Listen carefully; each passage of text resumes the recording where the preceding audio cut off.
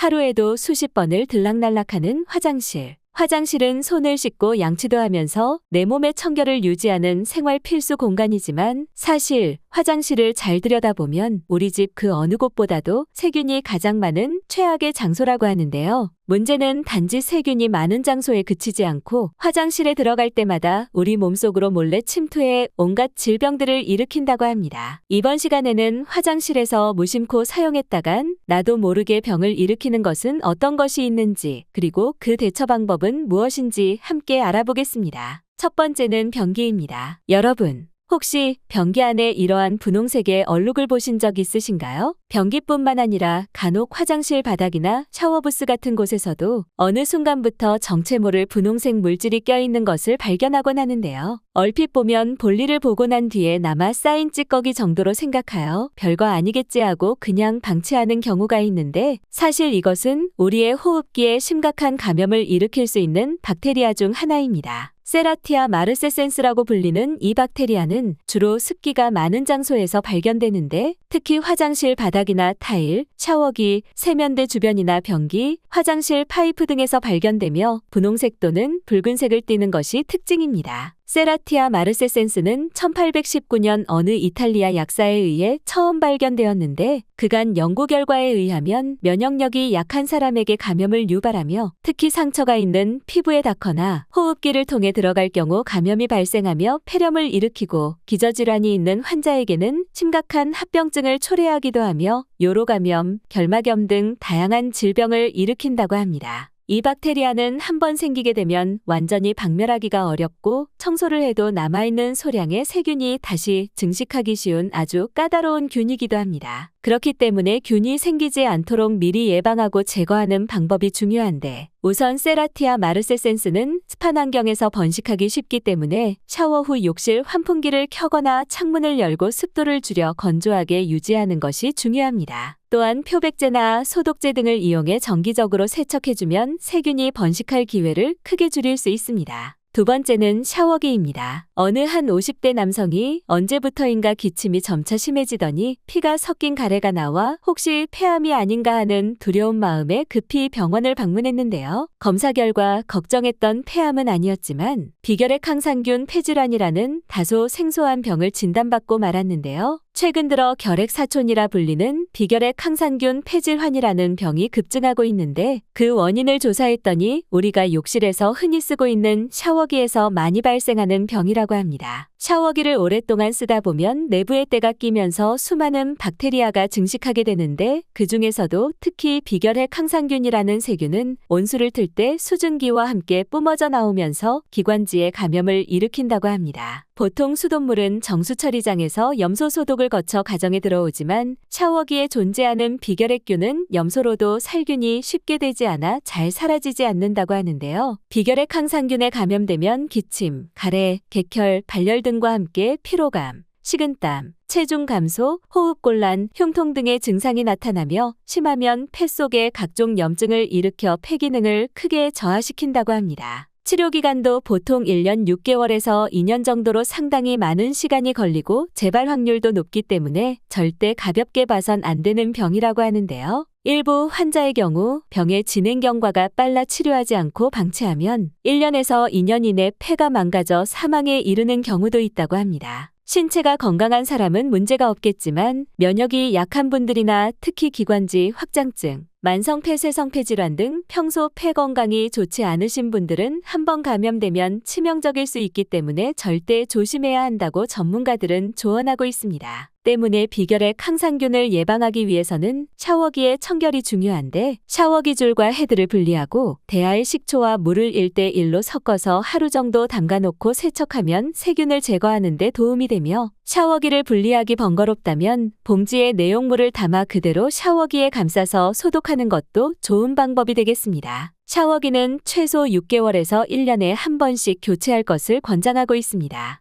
세 번째는 샴푸입니다. 흔히들 샴푸를 거의 다 쓰고 바닥에 조금 남은 샴푸가 아까울 때 샴푸통에 물을 부어 쓰는 경우가 많은데요. 그러나 이렇게 물을 넣고 쓰게 되면 세정력이 떨어지는 것은 물론 난치성 감염을 일으키는 녹농균이라는 세균이 번식해 폐혈증을 일으킬 수 있습니다. 초록색 고름을 만들어낸다고 해서 붙여진 이름인 녹농균은 습하고 따뜻한 환경과 물이 고여있는 곳이라면 증식하기 좋은 환경이라고 하는데요. 녹농균에 감염되면 오한을 동반한 고열, 관절통, 두통, 호흡곤란 등의 증상을 나타내는 폐혈증을 비롯해 만약 피부에 닿으면 모낭염이나 지루성 피부염을 일으키고 피부 노화를 촉진하며 면역력이 약한 분들의 경우 심하면 사망까지 이를 수 있어 절대 만만하게 봐서는 안 되는 세균입니다. 녹농균은 샴푸뿐만 아니라 주방세제나 바디워시 등 모든 세제 용기에서 번식할 수 있기 때문에 통에 물을 넣어 쓰는 것은 피해야 하며 만약 리필 제품을 넣어서 쓸 때는 용기 내부를 깨끗이 씻은 후 햇볕에 내부를 완전히 말려서 사용하는 것이 좋습니다. 네 번째는 칫솔입니다. 하루에도 몇 번씩 사람의 입속을 드나드는 칫솔. 칫솔은 매일 물로 세척하고 치약과 함께 사용하는 것이라 대부분 안전하다고 생각해 칫솔 속에 숨어있는 세균의 위험성을 인지하지 못하고 있는데요. 하지만 칫솔은 화장실에 존재하는 거의 모든 세균을 흡수한다고 해도 무방할 정도로 자칫하다 세균 범벅 막대기로 변질될 수 있다고 합니다. 일반 가정집 화장실은 대부분 습하고 바람이 잘 통하지 않는 환경이기 때문에 세균이 번식하기에 안성맞춤일 뿐만 아니라 변기와도 가깝게 위치하고 있어 변기에서 뿜어져 나오는 균들이 칫솔 위에 그대로 올라가는 건 어쩌면 당연한 일이기도 한데요. 실제로 병원 감염에 대한 세계적 권위의 학술지 병원 감염 저널에 실린 한 논문에 따르면 변기에서 볼일을 본 후 물을 내리면 배설물 입자가 변기 시트로부터 약 25cm 높이까지 확산될 수 있는데 여기에 환풍기나 창문 등으로 공기가 순환된다면 배설물 입자는 화장실 곳곳으로 퍼져 칫솔 위까지 도달하게 된다고 합니다. 칫솔에는 눈에 보이지 않는 대장균과 포도상구균, 녹농균, 살모넬라균, 뮤탄스균 등을 포함한 700여 종의 각종 세균들이 서식하고 있는데 대한예방치과학회의 연구에 따르면 일반 가정집의 칫솔모 1제곱밀리미터당 평균 약 500만 마리의 세균이 발견되었으며 이는 우리가 가장 더럽다고 생각하는 화장실 변기보다도 더 더러운 것으로 나타나 큰 충격을 주고 있습니다. 이보다 더욱 문제가 되는 것은 이러한 세균들이 입으로 들어가는 순간 입안의 미세한 말초혈관을 타고 혈류를 따라 온몸을 돌아다닌다는 것인데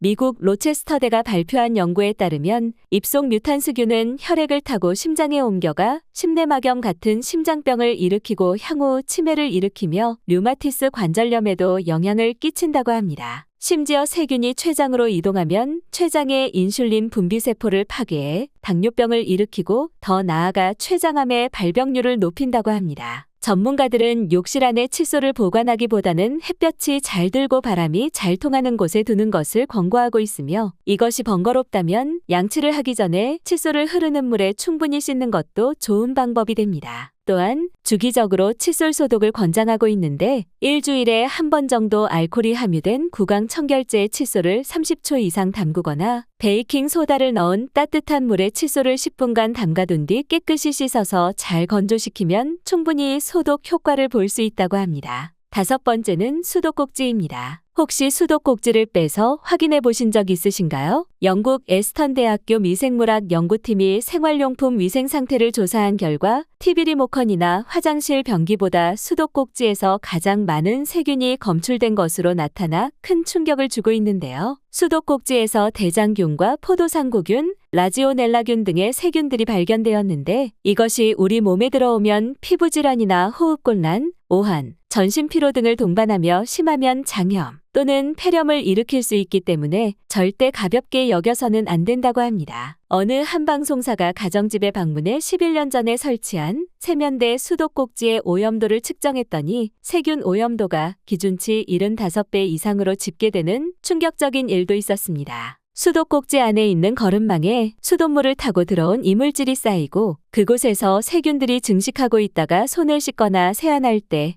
입을 헹굴 때 인체로 들어가 병을 일으킨다고 합니다. 전문가들은 오래된 수전은 겉은 멀쩡해 보일지 몰라도 물때가 끼고 세균 번식과 누수가 발생하기 때문에 주기적으로 청소를 하거나 또는 교체를 하는 것이 좋으며 한 달에 한 번 정도는 칫솔 등을 이용해 수도꼭지의 거름망이나 틈새 부분을 깨끗이 세척해주는 것이 좋다고 합니다. 6번째는 화장실 문손잡이입니다. 화장실을 들어가고 나갈 때 한 번씩은 만지게 되는 문손잡이. 너무나도 당연한 행위이기에 문손잡이의 청결이 얼마나 중요한지 전혀 신경 쓰지 않는 경우가 많은데요. 화장실을 사용하는 동안 손이나 문손잡이에 묻어있던 눈에 보이지 않는 여러 오염물질들, 이를테면 대장균과 같은 장내 세균뿐만 아니라 황색포도상구균이나 노로바이러스 같은 병원성 세균들이 문손잡이를 통해 다른 가족 구성원에게 옮겨갈 가능성이 높기 때문에 각별히 신경 써야 합니다. 이는 우리 집 화장실뿐만 아니라 공중화장실에서도 마찬가지로 손이 닿는 곳이라면 어디든 세균이 존재할 수 있기 때문에 화장실 용무가 끝나고 난 뒤에는 반드시 손을 씻고 문손잡이는 주기적으로 세척해주는 것이 좋습니다.